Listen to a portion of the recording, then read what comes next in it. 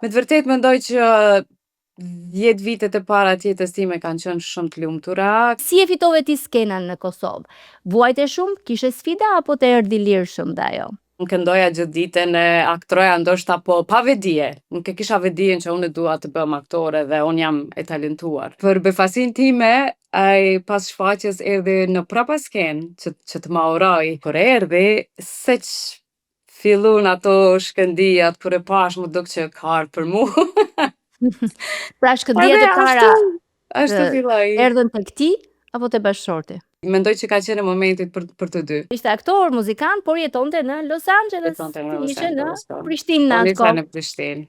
Si vajti kjo punë? Me energjinë dhe me bindjen time që unë kam takuar njeriun e duhur. A është Hollywoodi po aq shkëlqyes sa që është filma? Kur e jeton aty? A jo në tërsi. Los Angeles është pikrisht ashtu si që kemi parë nëpër filma. Vendosa që të bëhem nën edhe njëkohësisht vendosa që të shkputem nga puna dhe të rris fëmijët vet. Mendimin e bashkëshortit e gjeta dhe menaxherën. Unë bëj audicione pothuajse çdo ditë. Sa aplikant ka për një pozicion, qoftë edhe për një rol të vogël, jo për atë kryesorin? 5.000 deri në 7.000. 2-3 sekondat e para, ata vendosin a me të shiku deri në fund ajo, sepse është numri shumë i madh dhe koha është në pyetje. Kam takuar Angelina Jolie në premierën e filmit Maria, edhe ajo i ka të njëjtat frika që i kam unë. Si mbrite ti tek Përshëndetje fëmijë, Hello Kids? Me iniciativen e Skanderit, bashkëshortit tim. Ajo që na ka marrë kohë ma shumë ka qenë mënyra qysh me e sjellë emisionin, mënyra qysh me i sjell na 2-3 forma gjatë epizodës që fëmijët me pas mundësi deri në fund të epizodës me mësu numrat. Pjesa që merr mas shumti kohë është montazha dhe animacionet. Tash ne kemi kriju një farë lloj raporti me këta prindër dhe me këta fëmijë, edhe po e ndjej veten të obliguar. Mama jote u sëmur, më pas ti e humbe atë dhe nuk kishe më mundësi të merreshe me emisionin. Mjekët e kishin të pamundur ta identifikonin sëmundjen e saj. Më dhan fakti që ka shku shumë e re, ka qenë në moshën 60 vjeçare. Kur do rikthehesh me emisionet për fëmijët?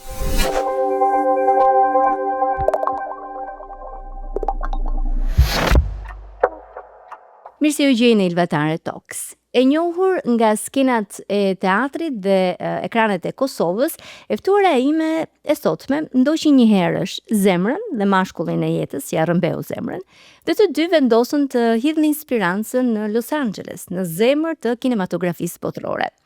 Bashkë me të shoqin gjithashtu aktor, ata jetojnë në qytetin e Yjeve me 2 fëmijët e tyre, një jetë që shumë e ëndrojnë edhe pak e jetojnë. Mbrëmjet i kalon në evente ku ndodh të takoj dhe Angelina Jolie dhe të shkëmbej ndonjë batut me të, ndërsa ditët i mbush me audicionet që menaxheri i siguron duke pritur me durim dhe besim atë momentin kur ëndra dhe fati takohen. Por jeta larg atë dheut ka çmimin e vet. Mall për Kosovën, mall për familjen, mall për miqt, por mbi të gjitha frika se fëmijët e rritur mes palmave të Kalifornisë mund të rriten pa gjuhën e zemrës, pa shqipen.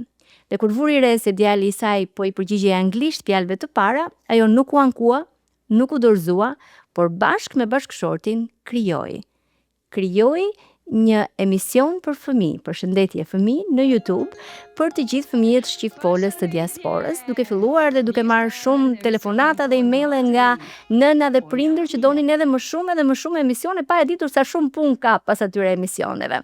Megjithatë jeta ndonjëherë nuk pyet, kur të godet, gjatë vitit fundit një humbje e thellë e mbajti larg ekranit dhe krijimtarisë, një plagë që do të doj kohë ndoshta për t'u lehtësuar, por nuk shërohet.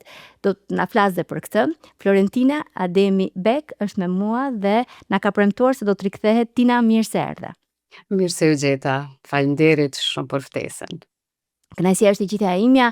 Do më tregosh pak më shumë për veten edhe audiencës Ilvatare Talks. Ku rrite fëmiria jote, si ishte dhe kur e kuptove për herë të parë që të pëlqente skena të aktroje? Wow, dhe rikthim tek fëmiria, çfarë privilegji. Unë jam rritur në një fshat të quajtur Tushil, kam lindur aty dhe kam jetuar aty deri në moshën 10 vjeçare, ndodhet në komunën e Skënderajt, në Drenicë, dhe sinqerisht besoj që është një nga vendet më të bukura që kam parë ndonjëherë, edhe tani kur rikujtoj fëmijërinë time dhe mënyra se si jam rritur, mendoj se pas kam qenë shumë e privilegjuar. Të më thënë të rritesh në një ambient i cili ka qenë i rrethuar me male të gjelbërta shumë të larta dhe poshtë një rrafsh ku ndodhesh në shtëpit, një lumë që kalonte aty pranë dhe e di që ditët e mia ishin mëngjeset në shkollë, pas ditët në lumë, në përpyll, e rrethuar me qindra, kalamaj, me një liri të pafund, me aventura të pafund që fatkeqësisht fëmijët e kohës së sotme nuk po i gëzojnë. Domethënë jemi shumë ma të mbyllur, shumë ma të pasigurt, edhe për t'i provuar ato eksperienca që ne i kemi pasur të dhëruara nga natyra, nga jeta, sot ne duhet paguajmë për ato lloj eksperienca. E vërtet dhe e bukura Florentina është se ne nuk e dinim që i kishim ato dhe ato Nuk e ishin gjëra dinim, tjera. Ne i merrnim nuk të e mirë dinim. shpena. Tash po i kuptoj, nëse atëherë kemi menduar, sikur t'isha t'jetoja në një qytet, sikur t'jetoja në Amerikë, tash thom, o zot, sa me fat pas kemi qenë, se atëherë ndoshta nuk kemi qenë vetëdijshëm. Po, ky peizazhi ndikoi në ëndrrën tënde për më pas për të bërë aktore dhe për të pasur një skenë ku të dilje? Me siguri që po, sepse mbaj mend veten që kam kënduar gjithmonë si fëmijë, edhe kam pas qef shumë të hypi më e pemëve. Kështu që gjithë pemt i kam marrë nga fruti direkt, çdo gjë që kam konsumuar, nuk akoma kam problem të haj fruta nga tavolina, sepse jam mësuar t'i provoj ashtu, edhe mbaj mend që kam kënduar gjithmonë. Gjithmonë kam kënduar edhe nuk e di, ndoshta natyra, ndoshta...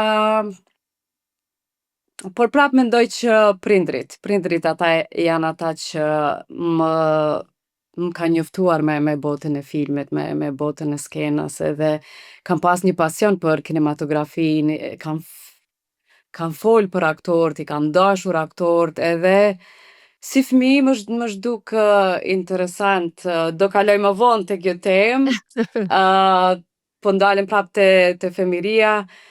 Me të vërtetë mendoj që 10 vitet e para të jetës time kanë qenë shumë të lumtura, kam jetuar në një familje të gjerë me gjyshin, me gjyshen, me hallën, me fëmijët e Agjës, me Agjën, me gruan, domethënë një familje e madhe, motra, dy vëllezrit, shumë një harmoni, një dashuri edhe një kujdes i jashtëzakonshëm për njëri tjetrin, gjë që mendoj që më ka bërë kjo që jam. Por, kohëve të fundit kam filluar të kem kujtime më të shpeshta të një periudhe që nuk do të dëshiroja ta kujtoj asnjëherë, që është periudha e luftës, që unë kam qenë vetëm një fëmijë 10 vjeçar dhe mendoj që ka qenë shumë traumatike. Dhe mendoj që tërsi nuk e kemi shëruar akoma. Ka ardhur liria, jemi gëzu edhe diku ne kemi mbyll gjitha ato dhimbje, gjitha ato plagë. Edhe kohëve të fundit është duke më shfaqur më shumë si kujtime dhe po e shoh që kam qenë domethënë kemi qenë shumë të pafajshëm dhe të pambrojtur dhe është shumë gjuna për një fëmijë të asaj moshe të përjetojë ato kaloj trauma. dhe të përjetojë gjitha ato traumë. Si po të rikthehet ndjesia e luftës? Këto kohë. I ke bërë pyetje vetes? Po, më është rikthy konkretisht kur filloi lufta në Ukrainë. Domethënë sepse një kohë u rritëm, u gëzuam për lirinë, ishin suksese të skena, gjithçka e bukur edhe nuk mendoj që nuk merreshim shumë me atë pjesë. Por pastaj kur filloi, tash si e rritur, fillon ti mendon gjanat pak më ndryshe e sidomos ndoshta edhe pse jam bë prind vet. Dhe sepse, siç ka thënë edhe psikologja Sonila Sidara, se unë e kisha në intervistë disa podcaste më parë, trauma nuk shërohet.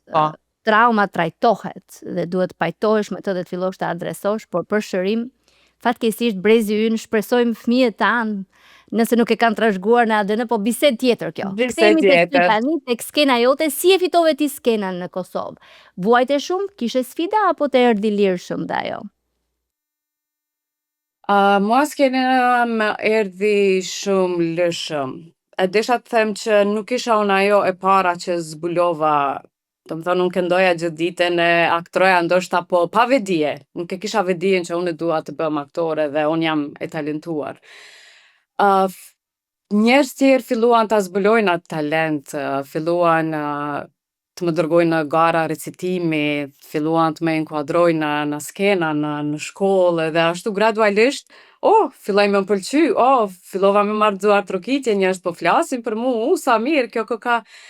Mandej fillova me pa filmin pak më ndryshe, skenën pak më ndryshe dhe shkova dhe u regjistrova në shkollën e arteve në Pej, ku atë vetë është hapur edhe drejtimi i aktrimit, ka qenë një shkollë mesme profesionale me drejtime të artit vizual. Dhe babi ishte ai që zbuloi atë shkollë dhe më tha që hey, e kam pa që është këtu, a do të shkosh atje? Edhe ma dha një dritë, ma ndezi një dritë në kokën time dhe atëherë unë, shumë e lumtur edhe fillova. Atje punuam një mënyrë shumë profesionale dhe filluam të bëjmë edhe shfaqje, që ishte edhe kontakti im i parë profesional me skenën, edhe mendoj që ishte një nga eksperiencat më të bukura dhe më të paharrueshme të mijet. Zbulova një dëshirë të madhe tek vetja, zbulova që unë mund të kontriboj diçka në shoqërinë, unë mund t'i bëj njerëzit të qeshin, unë mund t'i bëj njerëz të mendojnë me dramën time, me lojën time, unë mund të përcjell një mesazh tek gjeneratat e reja, tek gjeneratat e vjetra. Edhe nuk asnjëherë nuk e kam parë si famë. Do të thënë nuk e kam parë atë pjesën e shkëlqimit të profesionit, por e ndjeja vetëm procesin e punës edhe emocionet që unë i dhuroj, edhe e kam ndjekur atë rrugë, akoma vazhdoj ta ndjek atë rrugë, do të thënë emocionet dhe shpirtin. E ke parë si kontribut për publikun, më shumë se sa si merit shumë më shumë për të marrë duar trokitje. Shumë. Do të thënë nuk është që më gëzon të shumë ajo. Është mirë, gjithkush e din që është mirë, por shumë më e rëndësishme është ajo që unë po dhuroj, procesi që unë po dhuroj, sesa ajo që unë po marr. Dhe bashkëshortin, që është gjithashtu aktor, e takove në skenë apo jashtë skenës? Bashkëshortin e takova jashtë skenës, por skena na lidhi, sepse në momentin që unë e takova bashkëshortin është aktor dhe muzikant. Dhe ne u takuam në një lokal ku ai ishte me një mikun e tij, cilët kishin studiuar bashk, me të cilin unë kisha punuar një shfaqje, do të thënë ishim një rreth aktorësh dhe ashtu. Aq është Prishtina. Ka që është lej më duket. Aty u njoftuam edhe unë kisha një premierë 2 ditë pas në premierë në teatrin Dodona dhe e ftova që të vinë në premierë sepse mora vesh që është aktor edhe ai erdhi. Edhe për befasin time, ai pas shfaqjes erdhi në prapa skenë që të ma uroj, e cila tani ai e shpjegon se kishte qenë një lloj tradite nga gjeneratat e vjetra kohë më parë, por në gjeneratën time nuk ndodhte ajo. Do të thënë përfundonte shfaqja, pastaj dilim në një koktel dhe aty takoheshim me njëri tjetrin, por nuk ndodhte shumë që të vinin me njëherë në prapa skenë dhe të uroshe. Edhe kur erdhi, seq fillun ato shkëndijat, kur e pash më duk që ka ardhur për mu. Pra shkëndijat e para ashtu filloi. Erdhën tek ti apo te bashkëshorti? Nuk e kam pyet asnjëherë me thënë të drejtën, mendoj që kanë qenë të dy anshme, kanë qenë ashtu është akumulu gjitha ajo energji, mendoj që ka qenë momentit për të dy. Interesante. Pyet edhe më thuaj se flasim dhe pas bisedës bashkë. Do ta pyes, më fal. Por ai ishte aktor, muzikant, por jetonte në Los Angeles. Ishte në Prishtinë në atë kohë. Në Prishtinë. Si vajti kjo punë? Si vajti kjo punë me energjinë dhe me bindjen time që unë kam takuar njeriun e duhur. Momentin që unë kam fillu të bisedoj me të, unë e kam ditur 100% që e kam gjetë ato që unë po kërkoj. Më zhdukur që këtë person e njoh gjithë jetën, edhe ka qenë gjithë jetën me mu, edhe nuk më ka ardhur as pak turp ta tregoj Florentinën e vërtet, do më thonë të tregoj të mirat dhe të këqijat e mia dhe ta ndjej një lloj mbrojtje, një lloj sigurie që një lloj pranimi që unë po pranona kështu siç jam, unë po marr këtë dashuri, unë po marr këtë kujdes.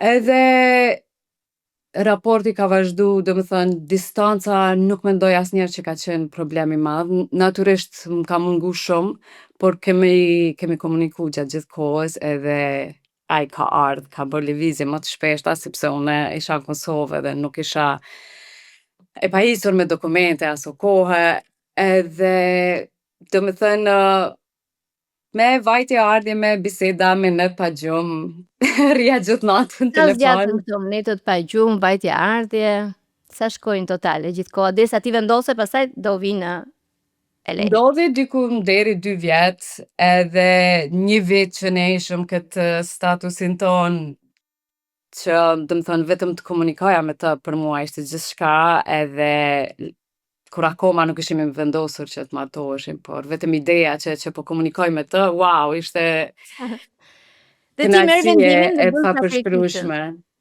Dhe pastaj ai mori vendimin, jo unë, ai mori vendimin edhe dëshiron që t'i bënte gjërat shumë shpejt, edhe erdhi në Kosovë edhe atje bënëm kurorzimin, dhe pastaj mu desh të pritja edhe 1 vit tjetër, derisa mora vizën për t'hyrë në Amerikë.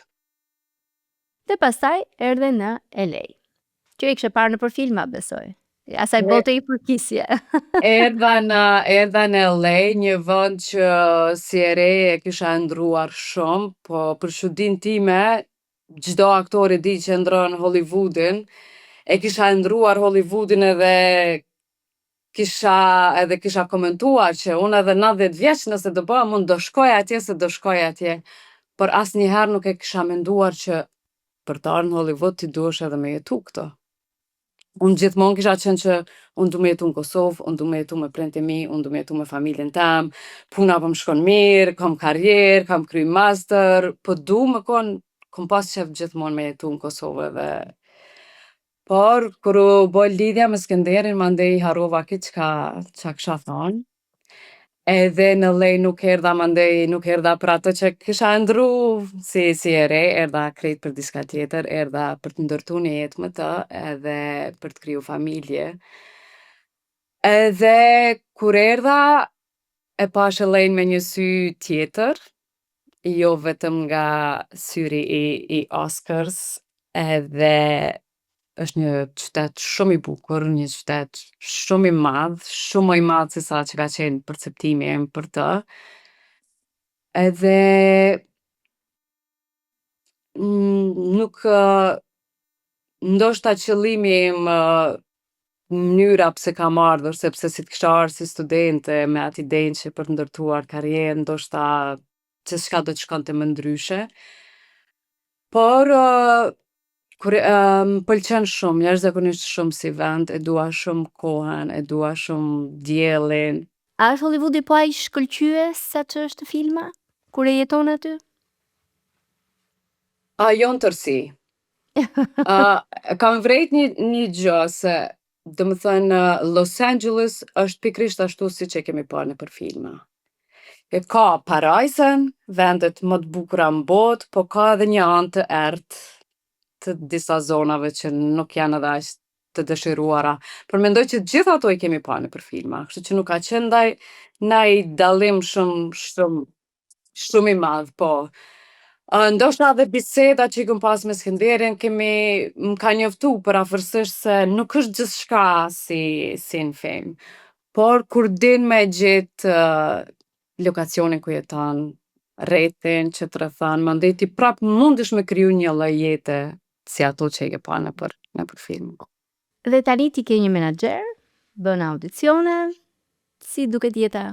Je aktore, normalisht, dhe po kërkon atë dritën tënde? Unë kam një menaxhere, është një femër, një grua shumë e zonja, prej cilës kam mësu shumë. Kam mësu edhe që të bëhem pak më e fortë në këtë industri, kam mësu sa e vështirë është kjo industri. Fillimet e mia të para, unë nuk u mora fare me aktrimin, vendosa që në fakt u mora kur erdha, muajin e parë që erdha, një film që unë e kisha luajtur në Kosovë, ishte pjesëmarrës në një festival në Beverly Hills. Kështu që fillimin që erdha unë këtu pata kogja një lloj atmosfere me këmbën e mbar. pozitive. Po. Por pastaj dëshira ime më e madhe ishte që të bëhem nën, edhe u bëra nën, kam një djalë, Henry që është 6 vjeç dhe pastaj vajzën që është 5 vjeçare, vendosa që të bëhem nën edhe njëkohësisht vendosa që të shkputem nga puna dhe të rris fëmijët vet. Kështu që për 4 vite nuk jam marrë me profesion, nuk jam marrë me asnjë punë tjetër, jam përkushtu 100% tek fëmijët e mi, por që profesioni im nuk më linte që të hiqja dorë, sepse në ndërkohë që unë isha në shtëpi me fëmijët e mi, një film që unë kisha nxjerruar kohë më parë në Kosovë, mora shpërblim në Francë për aktorën dytësore, roli më i mirë i huaj. Edhe më vinin kështu elemente që nuk më lenin me u shkput 100%. Edhe kur fillun fëmijët me u rrit, kur fillun fëmijët me shku në TK edhe fillova që të kem kohë të lirë pak më shumë për veten. Mendimin e bashkëshortit e gjeta edhe menaxherën, sepse ky më njoftoi ke për gjitha proceset që dush me kalu, edhe pastaj u njoftova me menaxherën, si thash është një grua shumë e zonja dhe një grua shumë pozitive, edhe krijum një bashkëpunim shumë të madh, ku pastaj ajo më ofroi edhe punë si asistente e saj. Kështu që fillova të punoj edhe unë si një lloj menaxhere dhe fillova ta njoh 100% botën e industrisë, si shkojnë proceset. Unë bëj audicione pothuajse çdo ditë. Çfarë rolesh kryesisht bën audicione?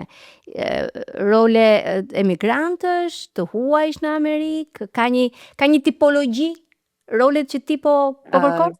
Ky është një zhgënjim i madh sa i përket roleve për neve që vijmë nga vendet e huaja, sepse ëndrat tona janë, unë në Kosovë kam luajtur vetëm role kryesore, edhe ëndra jote është që ti të kyqesh me njerë në një rol kryesor dhe në projekte të mëdha. Kur kam marrë këtu, çdo gjë që kam hulumtu edhe me këdo që jam taku dhe kom bisedu, e kom kuptu që realiteti është pak më ndryshe.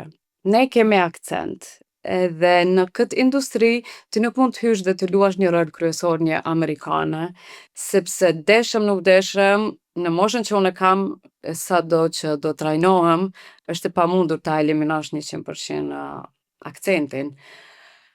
Ndoshta ekziston mundësia nëse ti punon 24 orë me trajnera, me vite, me muaj, por unë nuk e kam atë luks, nuk e kam atë kohë që ti kushtoj vetës gjithë atë punë për akcentin tim.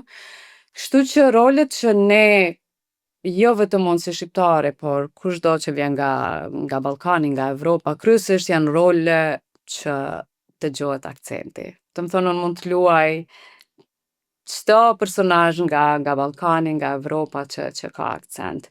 E këto role, natyrisht, jo shumë shpesh mund të janë role kryesore, janë role më të vogla që janë pjesë ndihmëse të karaktereve kryesore, por natyrisht edhe ato janë procese, janë pjesë e punës edhe është kënaqësi shumë e madhe që të depërtosh edhe aty është shumë e vështirë, sepse është një konkurrencë e jashtëzakonshme. Këtë doja të të pyesja, ka një raport të përafërt për një rol, sa konkurrent ka, sa aplikant ka për një pozicion, qoftë edhe për një rol të vogël, jo për atë kryesoren? 5.000 deri në 7.000. 7.000 aplikime për një vend? Për një rol, të cilat mandej kualifikohen, domethënë fillon deri te prej pandemisë tani kemi filluar me i bo videot vetë, domethënë audicionet i gjerojmë në shtëpi edhe i dërgojmë. Para pandemisë të gjitha kanë qenë në person, njerëz kanë shku në person. Dhe mandej tash me video është bërë shumë e lehtë, domethënë casting directors i shikojnë gjitha të materiale dhe nëse ti nuk je i mirë, domethënë 2-3 sekondat e para, ata vendosin a me të shiku deri në fund ajo, sepse është numri shumë i madh dhe koha është në pyetje. 2-3 sekonda mjaftojnë për të vazhdojnë ta shohin videon apo jo? Apo jo, mjaftojnë 2-3 sekonda, po jepet diçkan sekondin e parë mirë, po jo, ti në fund çado që ke po mirë e ka kalu. Çfarë bën ti në këto 2-3 sekondat e para? Kush është sekreti? Mendoj energjia.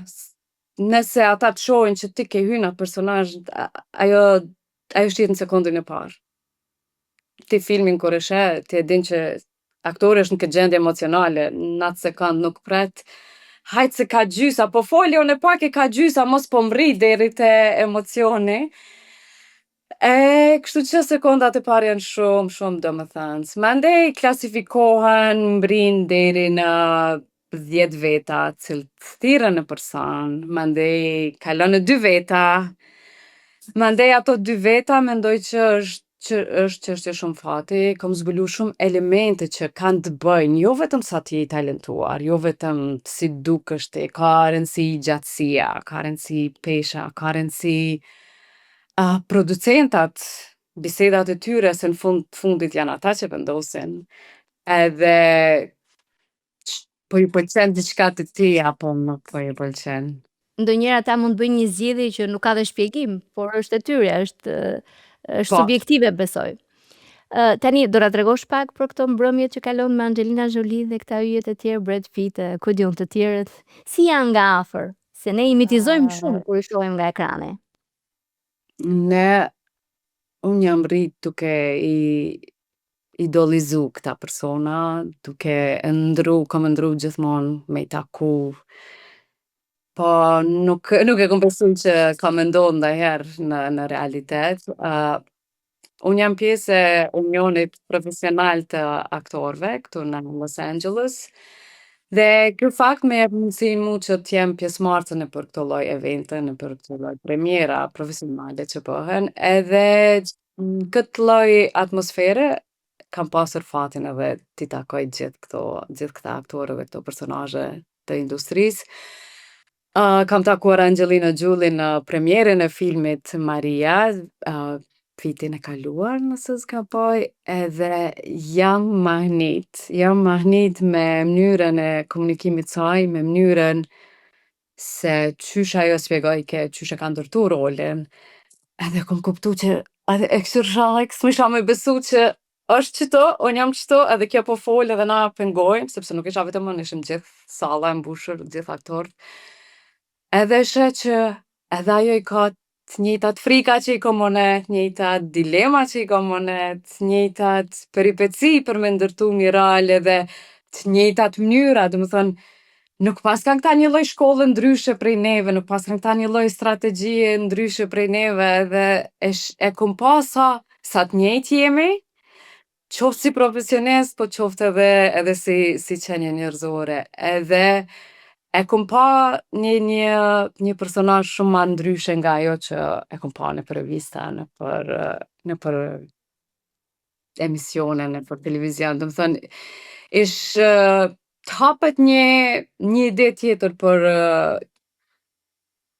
për botën artistike, për njeriun përgjithësi. Domethënë, çdo takim që e kom pas me aktorë të mdhej, më ka emocionu jashtëzakonisht shumë, më ka jep vullnet shumë ma shumë, më ka jep vetbesim shumë ma shumë, sepse e kom pa që edhe unë qenë kam si këta, nuk po m'dalloj ka asnjë gjë tjetër, gjuha normal, por jam inspiru shumë. Ajo, asaj s'kemi që bëjmë. Asaj s'kemi që bëjmë. Por edhe një diçka që më ka bërë shumë përshtypje të gjithë këta aktorë që i kom taku, e që unë personalisht, apo shumica e aktorëve shqiptarë nuk e kemi, është për kraja që këta i bën njëri tjetrit. Unë kam qenë e habitur. Po edhe unë po habitem pak. Do me thënë, bëhet premiera, edhe pastaj dalin skenë regjisori, ekipi aktorëve, cilët intervistohen për i dikuj edhe flasin për gjithë projektin, qysh e ka ndërtu, qysh ka ardhur deri te procesi final. Edhe unë jam habit sa ja atribojnë suksesin njëri tjetrit. Edhe për shembull thoshte, për mu ka qenë shumë e lehtë, me bo rolin, se ky çfarë energji më ka jep, ky qysh e ka lujt, për mu u kon shumë gjithçka e shtrume. Ai tjetri thike, jo, për mu u kon qaq lehtë, qysh ke punu ti, qysh e ke bo ti, edhe vish i kështu ky për këto, domethënë Është e vërtet që japin shumë vlerë ekipit dhe thonë që shumë, suksesin shumë. nuk e marrin si individual. Si Isha unë, individual. pa doli kaq mirë, por e marrin si ekip, është e vërtet. Dhe kjo dallon nga vim ne ku është unë, pa janë dhe të tjerë. Edhe më ka bërë me E mendu vërtet, dallon. sepse ti si aktor duhesh të jesh shumë i fortë që të mos adaptohesh në energjinë e partnerit, që shumë shpesh ne e bëjmë atë. Nëse partneri im nuk është shumë disponim atë ditë, dashte s'dashte ka me ndiku edhe në karakterin tim, edhe në energjinë time. Se për një projekt me dal i suksesshëm duhet të dytë jenë në element edhe të japin njëri tjetrit. Aktrimi është marrëdhënie. Jep merr edhe është një lojë. Nuk ja pas kemi thonë kur njëri tjetrit sa të rëndësishëm pas kemi qenë për njëri tjetrin si kolegë në këto procese. Me qenë se jemi tek jep merr, si mbritet ti tek përshëndetje fëmijë? Hello kids. Okay. Tek përshëndetje fëmijë mbriva me iniciativën e Skanderit, bashkëshortit tim. Ai ka pas këtë ide para meje, edhe ma ka tregu këtë ide edhe ka pas edhe skenar të shkrume, gjatë kohës kur unë isha shtatzën me djalin e parë. Edhe më pëlqej shumë ideja, pse jo, po hajde, po e bojmë, po mandej lindi djali edhe koha nuk ishte asnjëherë në dispozicionin tonë, por gjithmonë rrinte në kokë si diçka që e ke lënë punë pa e kry. Gjithmonë rrinte aty si, duhet me kry që ato. Qa do që merresha me diçka tjetër, si barë ishte që duhet mu kry edhe kjo. Edhe pastaj, duke pas sa e nevojshme me të vërtet është një emision i tillë në gjuhën shqipe, atëherë fillova ta merrja me seriozitet edhe që punës më shumë. Sa kohë të merr ty dhe Skënderit, nga i cili pas ke pasur shumë të mira në jetë, edhe sa mirë që ndjesh je me fat. Po. Dhe jam e sigurt që do ketë shumë gra të tjera që thonë, atë kemi dhe ne një Skënder si ky i Florentinës që e nxit e motivon edhe punojnë së bashku dhe krijojnë së bashku mbi të gjitha. Sa kohë ju merr ju nga momenti, sepse shkrimi dhe ideimi i episodit e emisionit mund të jetë pjesa më e lehtë ndoshta e gjithë procesit, po pastaj regjistrimi, montimi, ai që quhen post production, sa kohë don total një episod për të dalë në YouTube? Mirë që ma bërë këtë pyetje, sepse nga njëherë e ndjej që kërkohet shumë prej me dhe nuk ekziston ajo idea se si ndodh komplet si proces, domethënë publiku sheh vetëm rezultatin final edhe duket e thjeshtë. Edhe se cili mundet me thonë, unë e kisha bërë edhe unë e këta, 2, 3, 4, hop. Merr shumë kohë. Domethënë skenari merr kohë, fatmirësisht ne kemi filluar prej gjërave bazë dhe epizodat e para nuk është që na kanë marrë shumë kohë si skenar, sepse i kemi folë për numrat, për 1 deri në 10. Ajo që na ka marrë kohë ma shumë ka qenë mënyra qysh me e sjellë emisionin, mënyra qysh me i sjell na 2-3 forma gjatë epizodës, që fëmijët me pas mundësi deri në fund të episodës me mësu numra. Do me thënë, na ka lind ideja që me fut edhe quizin, ideja me fut edhe këngën. Do me thënë, skenari mund të merë 2-3 ditë, më varësisht sa je hullumtues edhe sa detajist je. Gjirimi për një epizod merë 1 ditë, por ingjizimi këngës merë 1 ditë. Pjesa që merë mas shumë të kohë është montazha dhe animacionet, cilat janë të krijuar prej Skënderit të gjitha.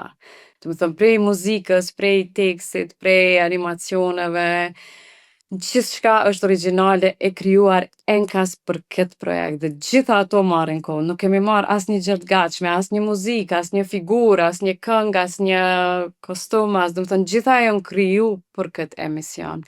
Dhe montazha merr kohë shumë. Animacionet janë pjesë shumë të zërshme për të krijuar dhe marrin kohë edhe për të procesuar në kompjuter specializuar dhe duhet kesh një kompjuter special shumë më të mirë se sa. Hallin shumë mirë. Edhe Ti themi dhe një gjë tjetër audiencës, se e di që do të shkruajnë prapë mamat e prindërve. Kjo nuk është puna e vetme që bën ti dhe Skënderi.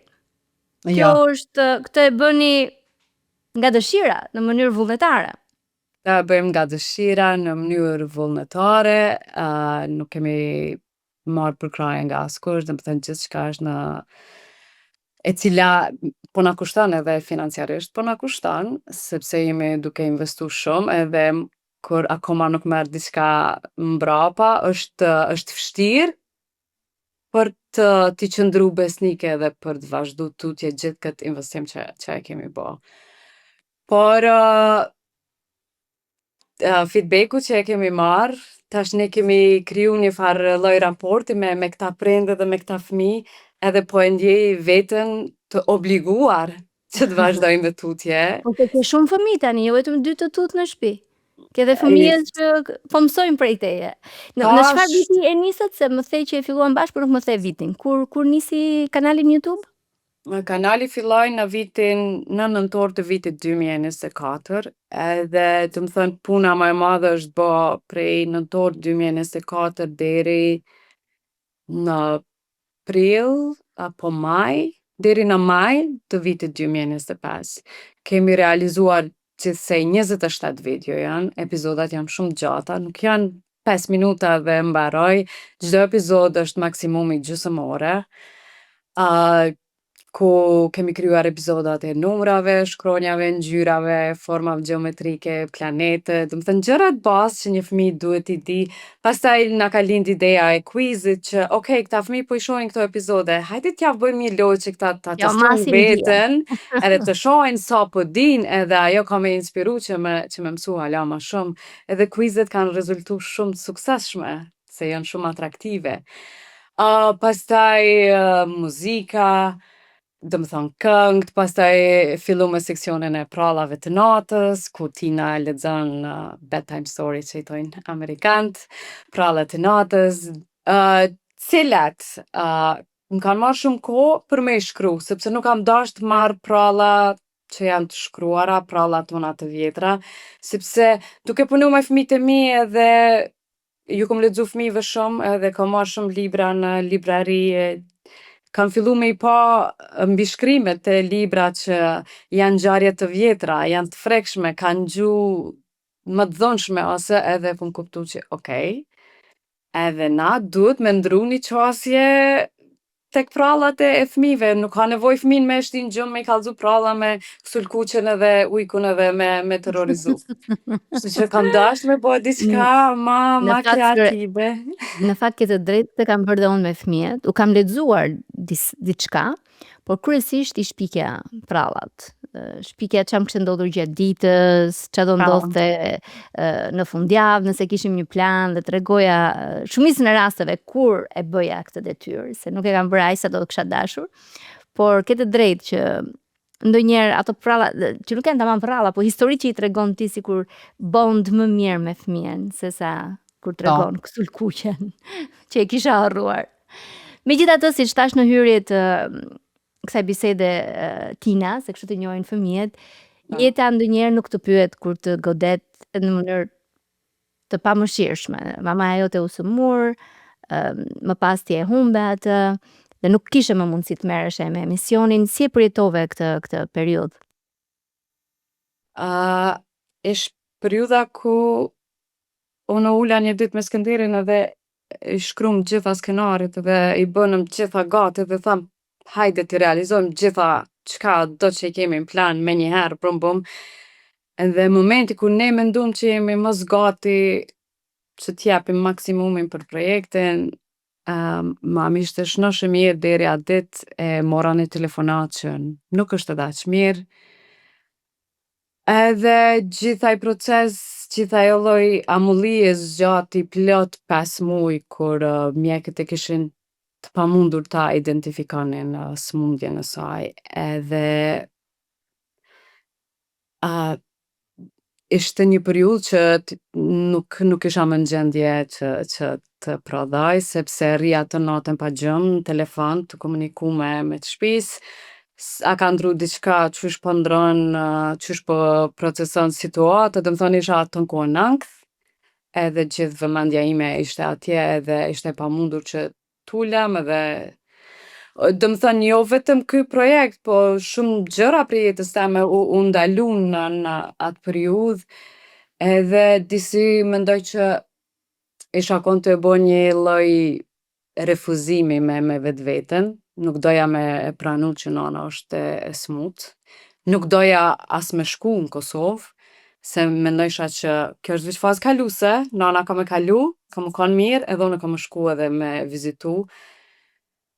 Ma vonë e kom kuptu këto, dhe më thonë që këna kon të e refuzu qaq shumë, sepse ti gjithmonë menon që nana është e hekurt, nanës nuk ka mi ndodhë kur gjo, nana është.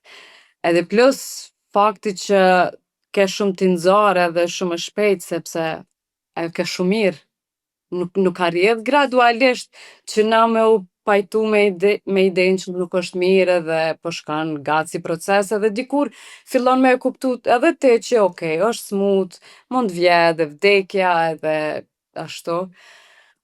Më dhem fakti që ka shku shumë e re, ka qenë në moshën 60 vjeçare, është duk shumë e re, ka pas një shpirt shumë pozitive dhe plot jetë. Nana em ka qenë njeri ma i qetë që unë kom taku gjithë jetën temë dhe shpesh menoj qysh ka mujt mi përballu krejt qëto situata me qatë qetësi, me atë pozitivitet, por ja që kjo është jeta, nuk A shkojnë ka sa një, në Florentin, qëllë. a ke ti një këshill të nënës apo diçka që ta ka mësuar që nuk e harron kur dhe në këto kohë të kthehet më shpesh? Ka shumë, jo një, ka shumë. Një gjë që më ka bo gjithmonë me kesh edhe pozitive, që gjithë e maj mend, kur kisha une premjerat edhe ose audicionet ose diçka, mënyra që është më inspiroj më bike, thuj vetës, jam ma e mira, edhe vazhdo. Shumë motivojke, më qetësojke ma.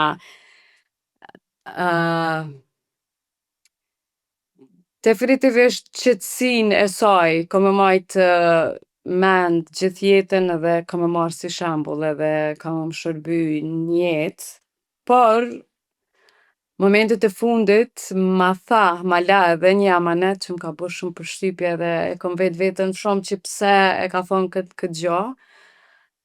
Më shikoj edhe më tha burrin edhe fëmijët. Interesant. Ta janë gjithçka për ty. Të më thënë, edhe ndoshta ma ka thonë sepse unë jam pak person që du me ratu këtë botën njëherë, pastaj vetën, edhe menoj që ndoshta që ajo ka qenë si lloj mesazhi që dush më kujdes pak ma shumë për veten, më fokusu ma shumë te fëmijët e tu edhe te burri edhe Dhe ka pasur të drejtë, Dhe ka pasur të drejtë, pak të familjen tonë të vogël që të kujdesemi në maksimum, nuk mund të jemi të mirë për familjen më të madhe. Për gjithë. Për askën tjetër. Tani, që të mbajmë të shpirtin optimist, kur do rikthehesh me emisionet për fëmijët? Do rikthehem shumë shpejt. Kështu që edhe kjo intervista me ty edhe dje mora edhe një mesazh prej një prindi që vajzat e mia po të shikojnë shumë kur është epizoda e radhës. Mendoj që e kam shty sa kam mujt, dje edhe djali im filloj me më pyet mam, ku është sezona 2? Ku është sezona 2? Pse s'po del sezona 2? Kështu që jam ngacmu shpirtërisht edhe veç kam fillu me punu edhe njëherë për përshëndetje fëmijë, kështu që besoj që shumë shpejt do t'jenë epizodat e radhës. Tani fëmijët e flasin shqipen, si po ja del me ata? Fëmijët e mi nuk e flasin shqipen rrjedhshëm, kuptojnë shumë, flasin, dinë gjërat bazike, pyetjet, përgjigjet, kush janë, t'kujt janë, sa vjet i kanë. I njohin këto prej emisionit tim, i njohin krejt numrat, shkronjat, djali ka fillu, po ka dëshirë edhe me mësu me shkrujt në gjuhën shqipe, që po më lumturon shumë. Tuaj djalit që është një emision Përshëndetje fëmijë. në YouTube? Ka fillu me shkru, po e shikon emisionin tim, po i pëlqen, ka fillu edhe me pas dështirë me u inkuadru edhe ai në emision. Ka ideja briljante, është një fëmijë jashtëzakonisht inteligjent. Vajza mendoj që vajza ime din shqip më shumë se sa që paraqitet, sepse kur ajo ka fillu të flas, unë kam qenë në Kosovë për 3 muaj, edhe mendoj që ka marrë shumë por unë me bashkëshortin flas shqip në shtëpi gjatë gjithë kohës, edhe mendoj që ata e dëgjojnë edhe min. Aty e kanë dhovi ku të duhet. Qyshe kom zbulu që din ma shumë se sa që unë mendoj që din, është për shembull kur flas për diçka që ata nuk dojnë me bo, nëse për shembull thëm, po i qoj me flajt, ata dojnë me najt edhe pak edhe thojnë, no, I don't want to go to sleep. Po më kupton. E di kërke.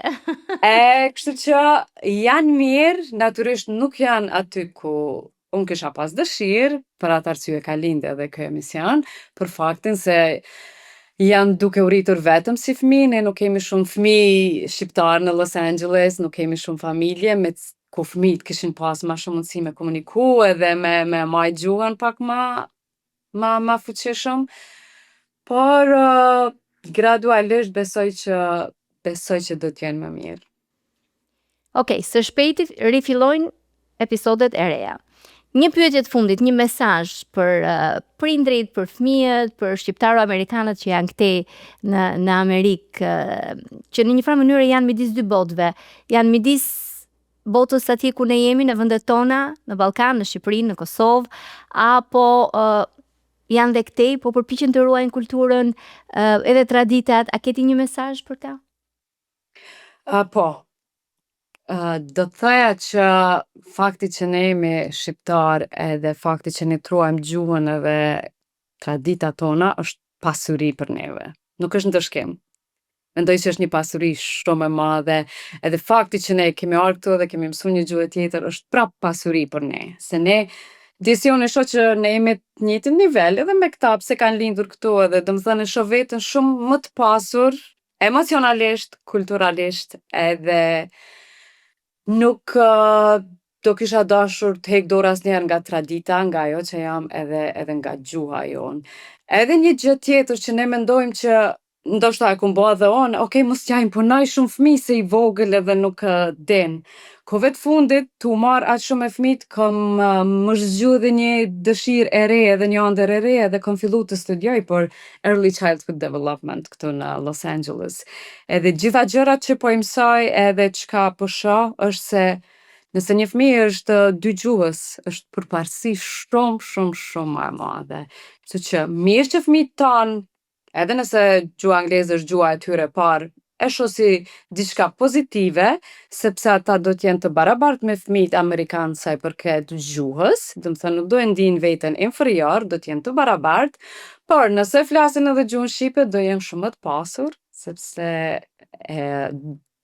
sa më shumë gjuhë që din, fëmia do t'jetë më inteligjent, edhe më i aftë për të perceptuar shumë gjëra. Është mesazh shumë i bukur, Florentina. Tani kur të vi radha që të marrësh atë rolin që do shkosh në Oscar, mua më fto. Do të ftoja me kënaqësinë shumë të madhe. Faleminderit shumë për bisedën. Do të vish me intervistash. Patjetër, unë të kam bërë subscribe. Besoj që dhe ti më ke bërë mua, bëjmë njëra tjetrën edhe ndjekim njëra tjetrën dhe mbështesim dhe të urojmë me gjithë zemër sa më shumë suksese. Faleminderit shumë për ftesën. Vetëm një gjë do të thoja për fond për gjithë ata prindër që po na ndjekin, sepse po flasim për emisionin. Emisioni ynë është në YouTube, është gratis, pa para, do të thënë mund ta shikojnë sa të duan, quhet Përshëndetje fëmijë, ka materiale sa të duash që fëmijët të njihen me gjuhën shqipe, të njihen me numra, me ngjyra, me shkronja, me pralla, me muzikë, me quize. Kështu që besoj që është një ide e mirë që fëmijët shqiptarë që jetojnë këtu në Amerikë të ulen para ekranit dhe ta ndjekin Përshëndetje fëmijë. Faleminderit, do t'jetë dhe linku në përshkrimin në YouTube, kështu që do ta shikojnë dhe aty, që ta klikojnë dhe do të shihemi sërish në episodet e ardhshme. Faleminderit, sukses edhe ty dhe të prift mba gjithë kjo punë.